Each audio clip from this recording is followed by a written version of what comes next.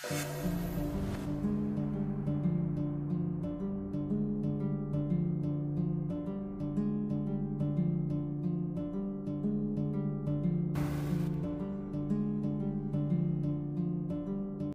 Annie E. Yulian ay pinanganak sa Singapore noong 1988. Siya ay panganay sa 5 magkakapatid.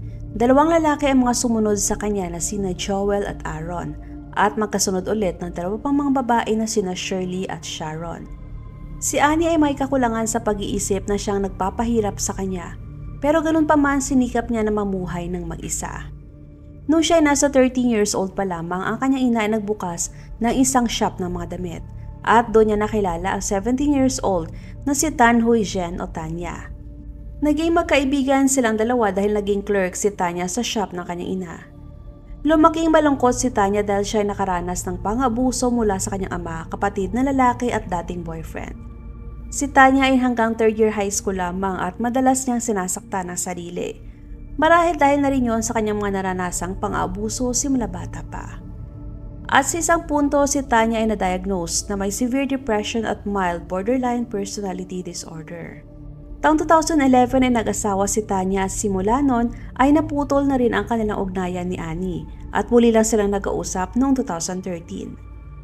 Dahil gustong mamuhay na mag-isa o malayo sa kanyang mga pamilya, si Annie naisipan niyang umalis sa kanila noong kaparehong taon na sila nag-usap muli ni Tanya. At nagdesisyon na doon manirahan kila Tanya kasama ang mister nito na si Pua Hak Chuan o Peter sa kanilang apartment sa Woodlands. Noong una ay sobrang masaya si Annie na tumira kila Tanya. Katunayan, itinuring na niyang kapatid si Tanya at ganun din si Peter. At itinuring din siya ng mag-asawa na kapatid at hindi rin siya pinapabayad ng renta sa bahay. Tumutulong si Annie sa gawaing bahay at nagtrabaho din siya bilang waitress sa isang restaurant. Ang lahat ay naging maayos pero sa hindi malaman na kadahilanan, ang lahat ay nagbago. Taong 2014 nakakita ng ebidensya sina Tanya at Peter ng bedbug infestation. Sinisi nila si Annie dahil simula nung tumira ito sa kanila, nagkaroon na daw ng bedbug sa kanilang bahay. Dahil doon halos araw-araw na nilang sinasaktan si Annie. Noong una sinasampal at sinisigawan lamang nila si Annie pero kalaunan ay palala ng palala ang ginagawa nila sa kawawang babae. Trinato nila na parang bata si Annie at kada may mali itong nagagawa, pinaparusahan nila siya at sinasaktan. Ngunit tinanggap ni Annie ang kanilang mga ginagawa at inamin na kasalanan niya at nangako siya na hindi na niya uulitin ang mga maling ginawa. Maliban sa pananakit, kinukuha din ng mag-asawa ang pera ni Annie. Ang kanyang 1,200 Singapore dollars na sahod kada buwan ay kinukuha din ng mag-asawa at binibigyan lamang siya ng $50 na allowance kada linggo, na mas bumaba pa sa $30 kada linggo. Nagumpisa na rin sila na singilin si Annie sa renta nito sa bahay, mula $150 kada buwan hanggang sa umabot na ito sa $550. Pero sa kabila ng mga ginawa sa kanya, nananatiling tahimik si Annie at tiniis ang mga pang-aabuso sa kanya. Wala siyang may pinagsabihan na kahit sino, kahit na ang kanyang pamilya.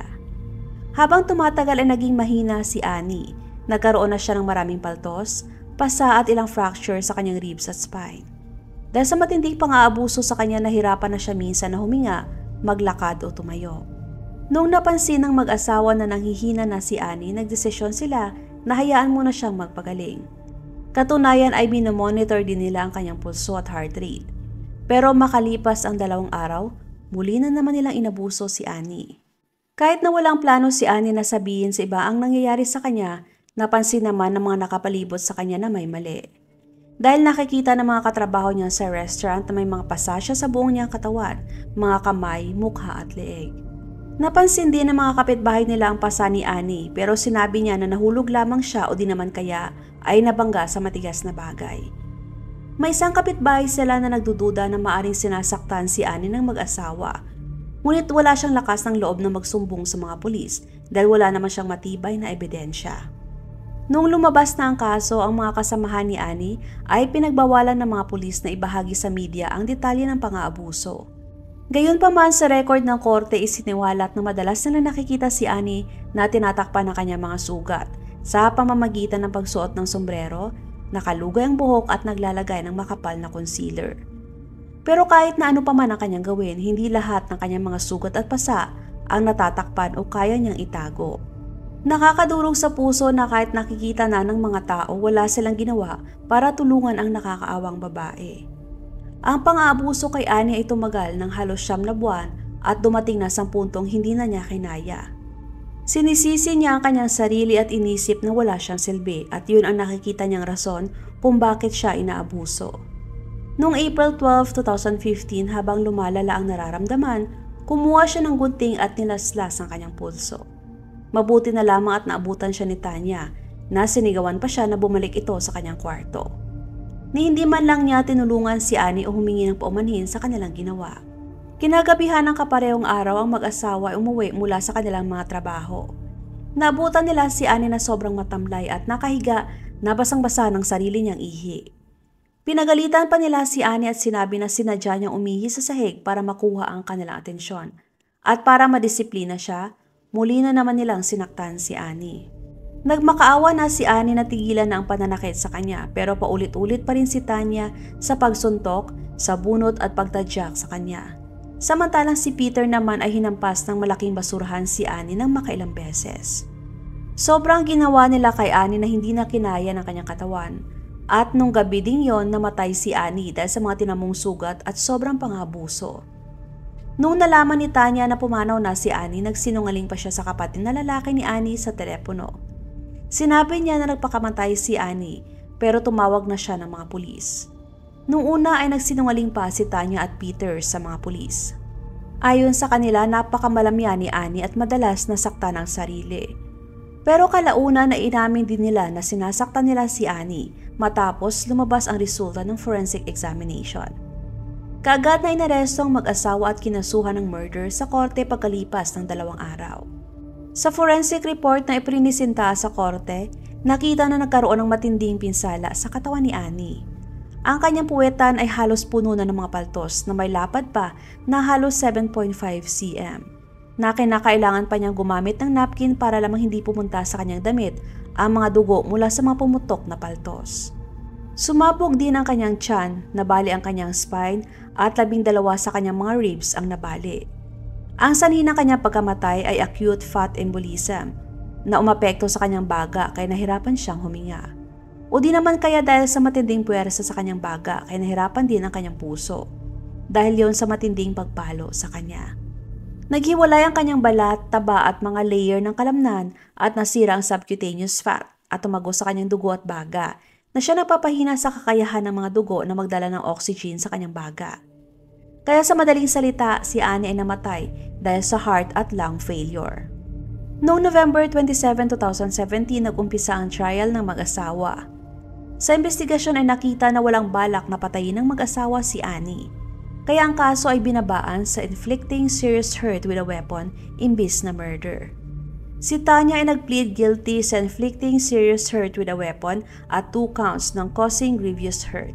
At ganon din si Peter. Ang dalawa ay napatunayang guilty matapos nila umamin sa harap ng judge. Ayon pa sa judge, sinira ng mag-asawa ang tiwala ni Annie sa kanila na kinilala sila bilang kanyang pamilya. At malakas din ang loob nila na paabusuhin si Annie dahil hindi ito nagsasabi at tahimik lamang. Ang pagkakaroon ng depression at borderline personality ni Tanya ay naging isang factor na ikinonsider ng judge. At ang pag-amin ng dalawa sa ginawa ay nakatulong din para mapagaan ang magiging hatol sa kanila. Pero hindi sumang-ayon ang publiko sa rulings ng korte. Dahil para sa kanila deserve ng mag-asawa na mahatulan ng kamatayan o di naman kaya ay mag-guilty sa kasong murder. Kaya nagsagawa sila ng online petition para mabigyan ng matinding kaparusahan ng mag-asawa na noong December 2017 umabot sa 35,000 na mga lagda ang kanilang nakuha. Nagkaroon din ng mga protesta dahil sa kasong ito at nagpagalit sa publiko. Noong kaparehong taon ng December, sinentensyahan si Tanya ng 16 years at 6 months na pagkakakulong. Samantalang si Peter naman ay sinentensyahan ng 14 years na pagkakakulong at 14 na hampas ng tungkod o paddling. Simula 2017 ang dalawa ay kinulong sa Changi Women's Prison at Changi Prison. Pero ayon sa korte, kapag naging mabait sila habang nakakulong, maaaring mabawasan pa ang kanilang mga sentensya. Humingi din ng kapatawaran ang pamilya ni Tanya sa pamilya ni Annie sa pamamagitan ng text. Pero kahit na humingi na ng tawad ang pamilya ni Tanya, hindi pa rin mawala ang galit ng publiko sa mag-asawa. Katunayan ay naging public enemy na sina Tanya at Peter. Kasunod noon, marami pa rin katanungan ang gustong masagot ng publiko. Una na nga doon ay bakit hindi man lang nagawang matulungan si Annie ng kanyang pamilya. Bakit hindi nila inalam kung nasa mabuting kalagayan ba siya, na alam naman nila na may kahinaan siya sa kanyang pag-iisip. Bakit nila pinagkatiwala sa ibang tao si Annie? Depensa ng pamilya ni Annie, hindi nila alam na may kakulangan nito sa pag-iisip.